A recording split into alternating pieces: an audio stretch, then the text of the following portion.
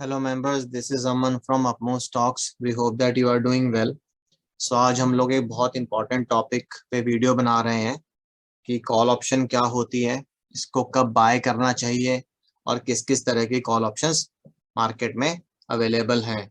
इसमें हम लोग ये भी डिस्कस करेंगे कि कॉल ऑप्शन में आपको मैक्सिमम लॉस कितना हो सकता है, मैक्सिमम प्रॉफिट क्या होता है, कब होता है, ब्रेक इवन पॉइंट आप कैसे कैलकुलेट कर सकते हैं, और आखिरी चीज इसमें कि बाय कॉल ऑप्शन जब हम करते हैं तो उसमें नुकसान हमें क्यों होता है, कुछ ऐसे कारण जिनकी वजह से नुकसान हमें कॉल ऑप्शन में किसी भी तरह की ऑप्शन में आपको क्यों होता है जब आप बाय साइड पे होते हो।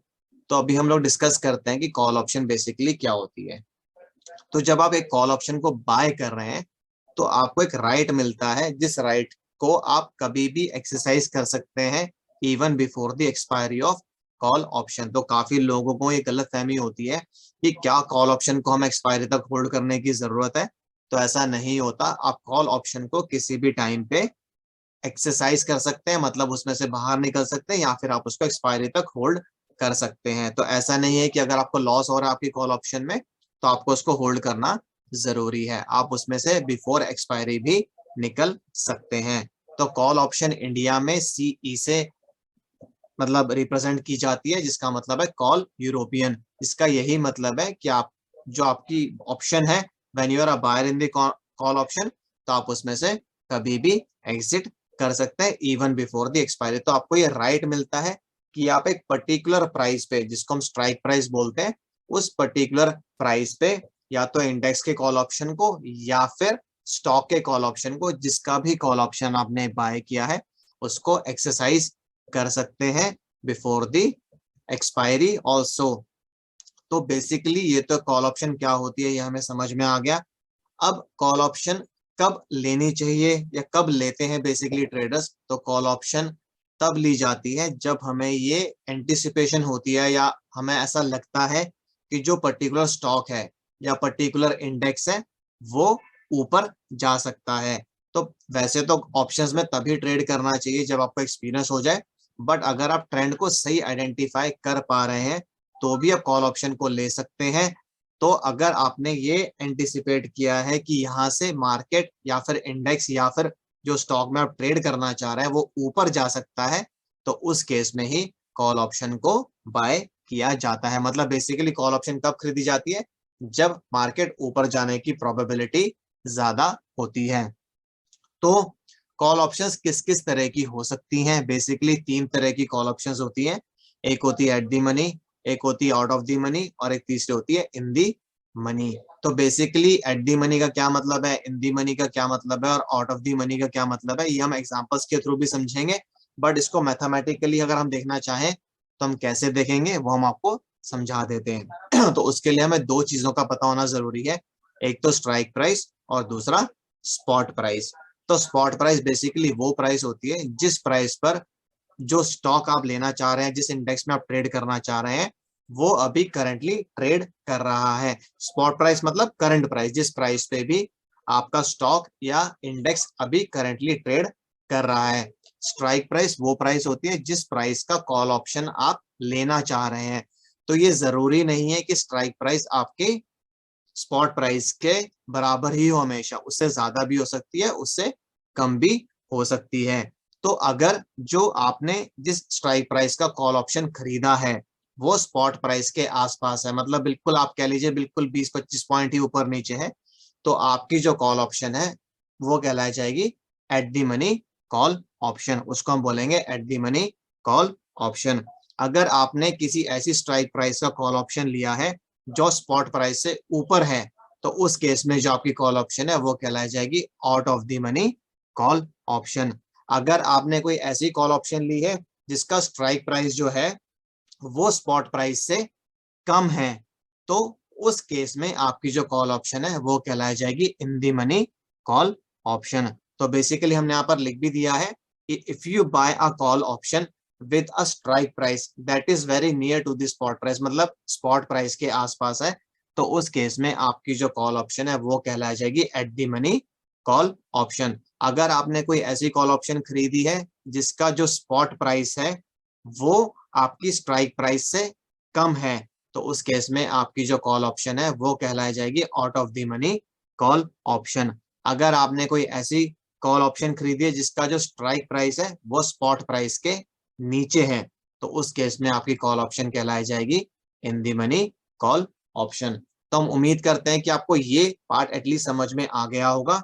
अब हम आपको ये तीनों तरह की कॉल ऑप्शंस एग्जांपल के थ्रू समझाएंगे, जिससे आपको ये और भी क्लियर हो जाएगा। तो अब हम in the money, at the money और ओटीएम कॉल ऑप्शन को एग्जांपल के थ्रू समझने की कोशिश करेंगे। इन सभी एग्जांपल्स में हम ये लेकर चल रहे हैं कि अभी जो निफ्टी स्पॉट है वो 16,400 पे ट्रेड कर रही है। तो यानी कि जो स्पॉट प्राइस है निफ्टी 50 का वो 16,400 है।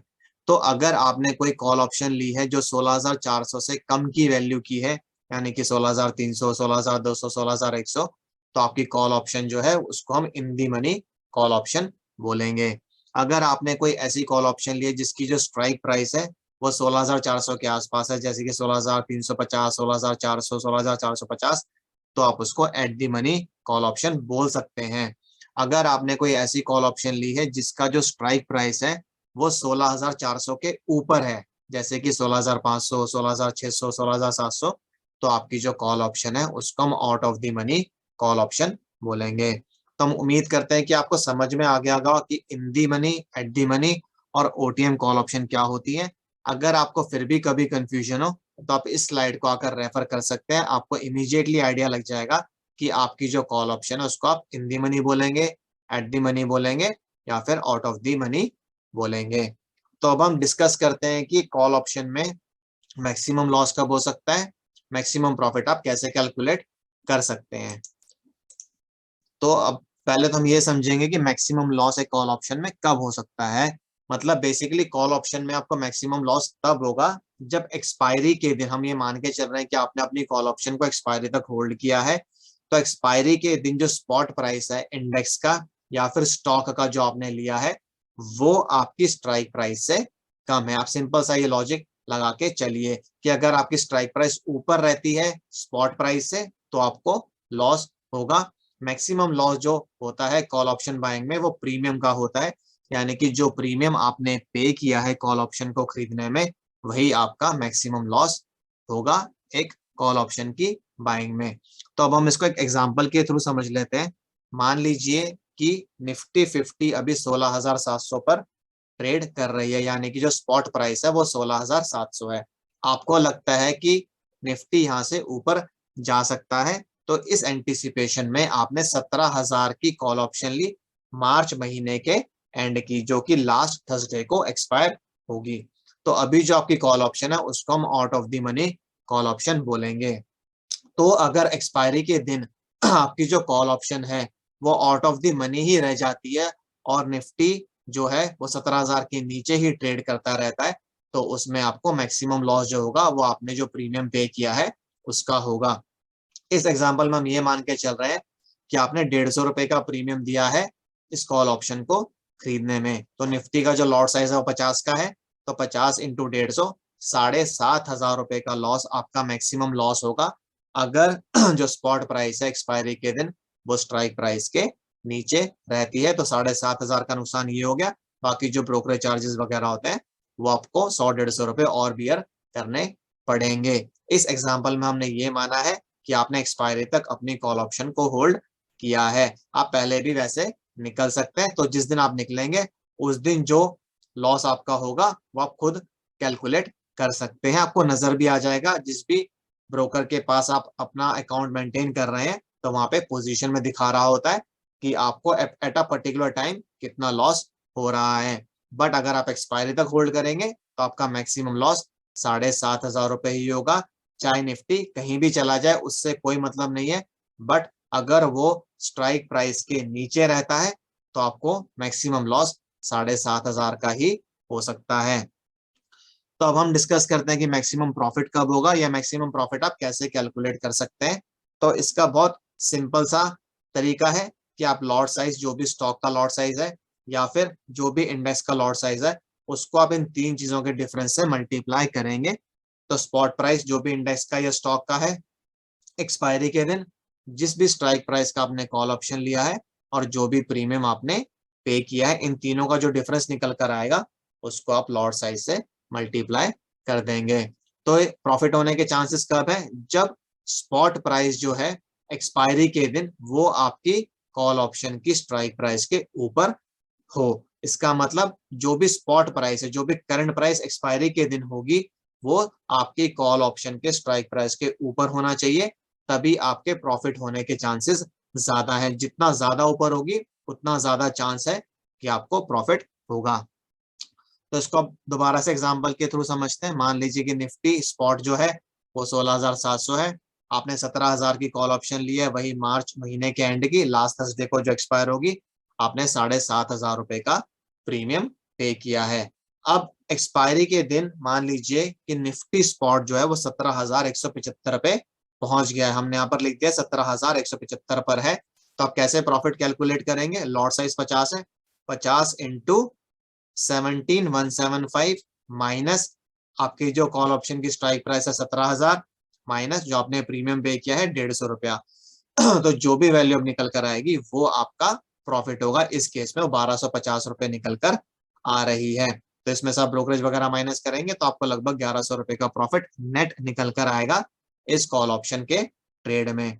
तो हम उम्मीद करते हैं कि आपको इस समझ में आ गया होगा। अगर आपको समझ में नहीं आया है तो आप कमेंट बॉक्स में अपनी क्वेरी डाल सकते हैं, हम दोबारा से इसको एक्सप्लेन करने की कोशिश करेंगे। एक FAQ के थ्रू हम एक्सप्लेन कर देंगे कि हमने कैसे प्रॉफिट और लॉस को कैलकुलेट किया है।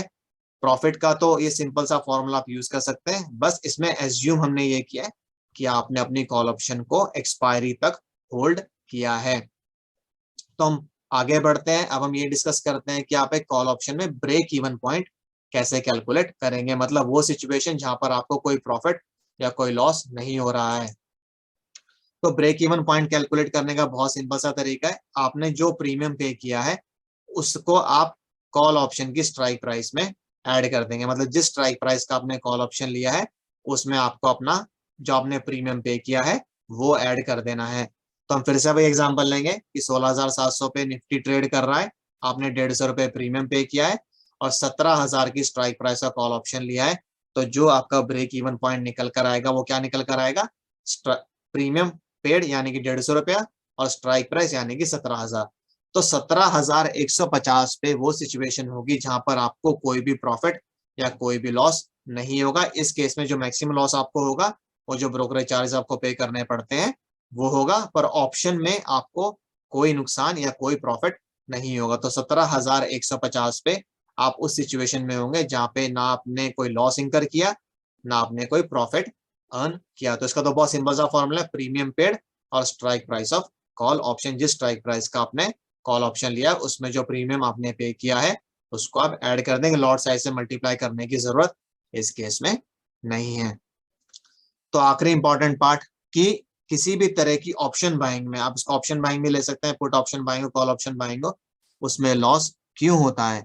तो सबसे पहला तो मेजर कारण यही है कि आपने रॉन्ग एंटिसिपेट किया ट्रेंड को। जिस जिस पर्टिकुलर वे में आपने ट्रेंड को एक्सपेक्ट किया था जाने के लिए वो उस तरीके से नहीं गया, मतलब वो गया भी तो भी वो बहुत स्लो तरीके से गया। ऑप्शन बाइंग में ज्यादातर प्रॉफिट तभी होता है जब एकदम से मूवमेंट बहुत फास्ट हो। अगर मूवमेंट आपके फेवर में भी हो रही है और वो बहुत स्लो है तब भी आपको नुकसान होने के चांसेस बहुत ज्यादा है, क्योंकि हम सेकंड कारण उसमें इन्वॉल्व कर देंगे, उसको हम बोलते हैं टाइम डिके, यानी कि आपका जो प्रीमियम है वो टाइम के साथ गलता रहता है। इसलिए कॉल ऑप्शन बाइंग में, किसी भी तरह की ऑप्शन बाइंग में जो सबसे नेगेटिव फैक्टर है वो है टाइम डिके, और यही मेजर कारण है जिसकी वजह से ज्यादातर लोगों को, रिटेलर्स को ऑप्शन बाइंग में नुकसान होता है। एक important factor call option buying में, किसी भी तरह के ऑप्शन बाइंग में ये है कि अगर आप बिना स्टॉप लॉस के ट्रेड कर रहे हैं तो इसमें आपका जो लॉस है वो दुगना तिगुना भी हो सकता है, क्योंकि जब ट्रेंड आपके अगेंस्ट मूव करेगा तो प्रीमियम और भी तेजी से गलता है। तो इसलिए बिना स्टॉप लॉस के ऑप्शन बाइंग में ट्रेड ना करें। अगर आपने गलत स्ट्राइक प्राइस का कॉल ऑप्शन ले लिया, ज्यादातर के लोग क्या करते हैं कि out of the money call option लेते हैं क्योंकि वो सस्ता मिलता है, उसका प्रीमियम कम होता है as compare to in the money. But जैसे जैसे टाइम निकलता जाएगा वैसे वैसे out of the money call option का जो प्रीमियम है वो बहुत तेजी से गलेगा। तो वो भी एक कारण है कि गलत स्ट्राइक प्राइस का ऑप्शन बाइंग होती है उसकी वजह से भी काफी नुकसान रिटेलर्स को होता है। और अगर आप ऑप्शन बाइंग में या ऑप्शन सेलिंग में भी बिना किसी एक्सपीरियंस के घुस गए हैं तो आपका नुकसान ऑलमोस्ट गारंटेड है, 100% आपको नुकसान होगा ही होगा। और ऑप्शन बाइंग में एक मेजर कारण ये भी है नुकसान का कि हम लोग ये एक्सेप्ट नहीं करते कि ट्रेंड हमारे अगेंस्ट मूव कर गया और हम लोग अपनी ऑप्शन को होल्ड करके रखते हैं, तो ये भी एक कारण है कि हमें इसमें नुकसान होता है। तो बेसिकली इसमें साइकोलॉजिकल फैक्टर ज्यादा है, जैसे कि हम एक्सेप्ट नहीं करते कि ट्रेंड हमारा अगेंस्ट चला गया है, हम लोग स्टॉप लॉस एक्सेप्ट करने को तैयार नहीं होते, हमें लगता है नहीं वो कल जो हमारा ट्रेंड है वो आ जाएगा। अब मान के चलिए ऑप्शन बाइंग में अगर ट्रेंड आपके फेवर में मूव भी कर रहा है बट वो उतनी स्पीड से मूव नहीं कर रहा है जितना स्पीड से आपने एंटिसिपेट किया था, तो भी आपका नुकसान गारंटीड है क्योंकि टाइम डिके होगा ही होगा। अगर आप स्टॉप लॉस एक्सेप्ट नहीं करेंगे ऑप्शन बाइंग में तो आपका लॉस दुगना तिगुना होगा और आपकी जो कैपिटल है वो बहुत जल्दी वाइप आउट हो जाएगी। तो ये कुछ इंपॉर्टेंट रीजंस है जिनकी वजह से ऑप्शन बाइंग में नुकसान हो सकता है। तो कॉल ऑप्शन ले लीजिए आप या पुट ऑप्शन बाइंग ले लीजिए, बाइंग का वही लॉजिक है कि अगर ट्रेंड आपके फेवर में उतनी स्पीड से मूव नहीं कर रहा है तो आपका नुकसान ऑलमोस्ट गारंटेड है, पर्टिकुलरली अगर आपने out of the money call option ली है या फिर at the money call option ली है तो भी। तो हम उम्मीद करते हैं कि कॉल ऑप्शन के बारे में आपको इस वीडियो के थ्रू काफी कुछ समझ में आया होगा। अगर नहीं कुछ क्लियर हुआ है तो आप कमेंट बॉक्स में अपनी क्वेरी डाल सकते हैं, हम लोग क्लियर करने की कोशिश करेंगे जितना पॉसिबल होगा। और अगर आपकी कुछ और भी क्वेरीज हो तो आप पोस्ट कर सकते हैं। तो इसी के साथ मैं इस वीडियो को एंड करूंगा। This is Aman signing off. Bye bye, take care.